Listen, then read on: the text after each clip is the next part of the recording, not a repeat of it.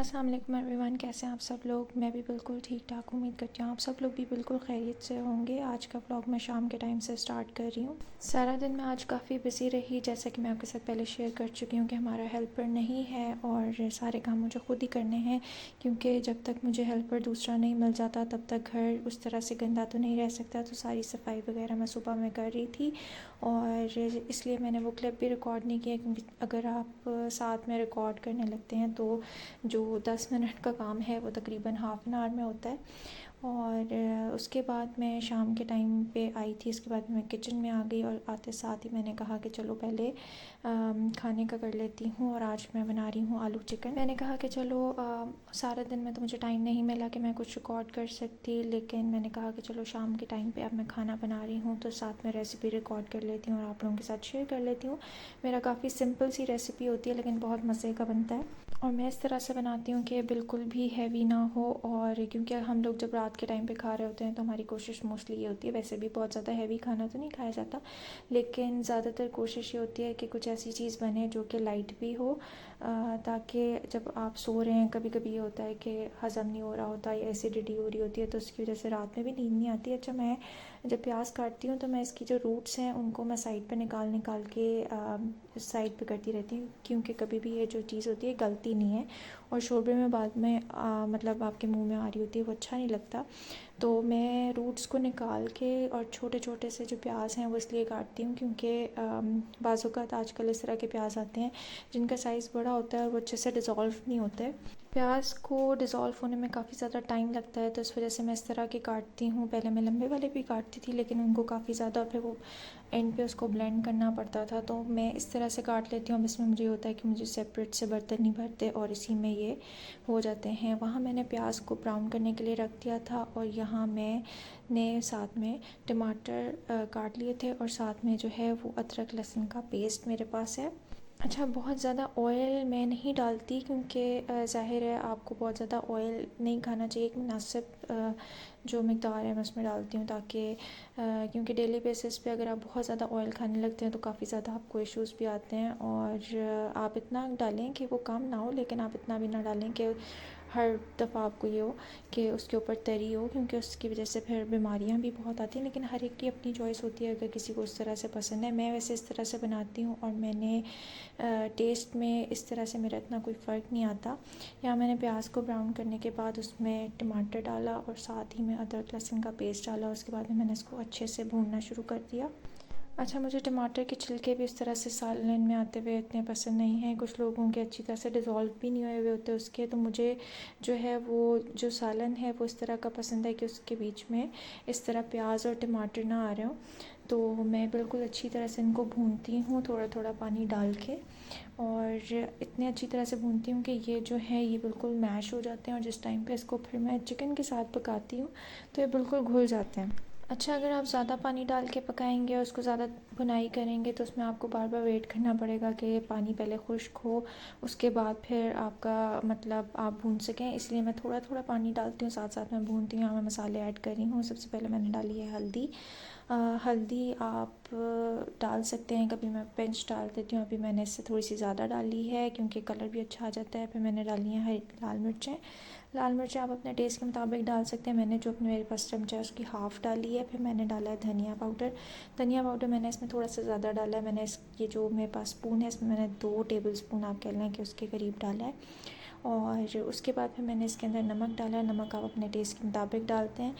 और अगर आपको आइडिया नहीं होता तो शोरबे के अंदर भी आप ये कर सकते हैं कि आप सबसे पहले थोड़ा सा नमक डालते हैं, उसके बाद जब तैयार हो रहा हो तो उसके बाद आप उसमें चेक करें।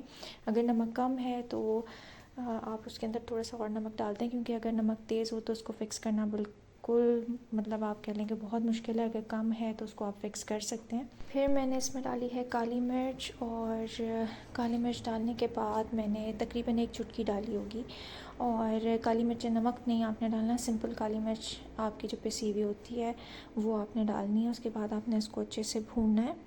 अच्छा, कुछ लोग इस तरह करते हैं कि डायरेक्ट ऑयल के अंदर जो है वो मसाले डालना शुरू कर देते हैं। मैं जिस वक्त करती हूँ तो मैं उसमें थोड़ा सा पानी होता है उसके अंदर भी मैं मसाले डालती हूँ, क्योंकि कभी कभी ये होता है कि फ़ौरन से अगर आप पानी नहीं डालें या अगर एक आधी जो आपने चीज़ डाली तो वो फिर जलना शुरू हो जाता है। तो इससे बेहतर है कि बिल्कुल आपने बेशक 2 टेबल स्पून से ही, लेकिन थोड़ा सा पानी उसके अंदर हो जब आप उसके अंदर मसाले डालें, ताकि वो जले नहीं।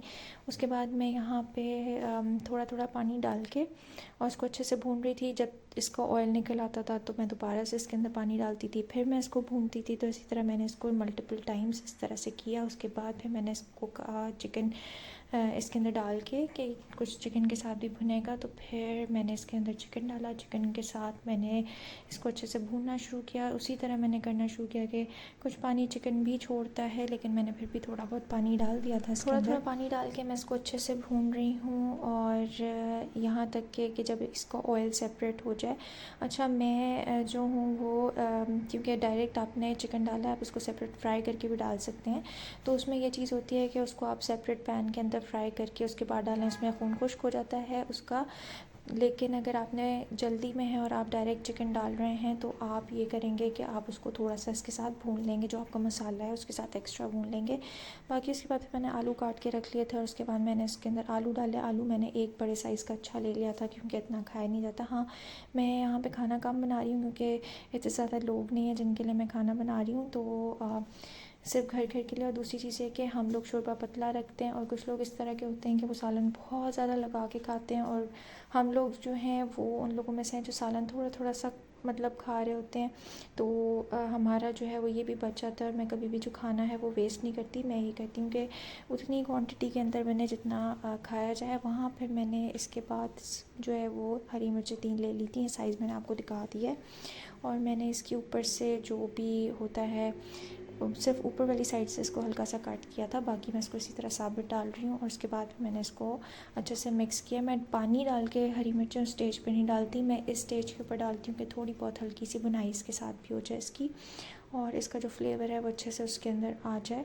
इससे होता है कि जब जब आप भून रहे होते हैं तो हल्का फुल्का जो ऑयल आ रहा होता है उसके साथ जो है वो थोड़ी बहुत फ्राई भी हो जाती हैं, तो उसकी वजह से उसका फ्लेवर बहुत अच्छा आता है। फिर मैंने इसके अंदर इतना पानी डाला है कि मेरा जो शोरबा है वो गोश्त चिकन वगैरह गलने के बाद भी जो है वो अच्छा खासा शोरबा है। और अगर किसी स्टेज पे मुझे लगेगा कि शोरबा थिक हो रहा है, तो फिर मैं इसके अंदर और पानी डाल के इसको शोरबे को मज़ीद पतला कर दूँगी। यहाँ मैंने इसको ढक दिया है, और मैंने थोड़ी देर आंच तेज़ रखी थी कि जब तक इसको उबाल आ जाए। उसके बाद फिर मैंने इसकी आंच हल्की करनी है, ये मैं आपको दिखा रही हूँ। उसके बाद आप दम वाली आंच पे इसको लगाएंगे जब पानी आपका पकना शुरू हो जाएगा।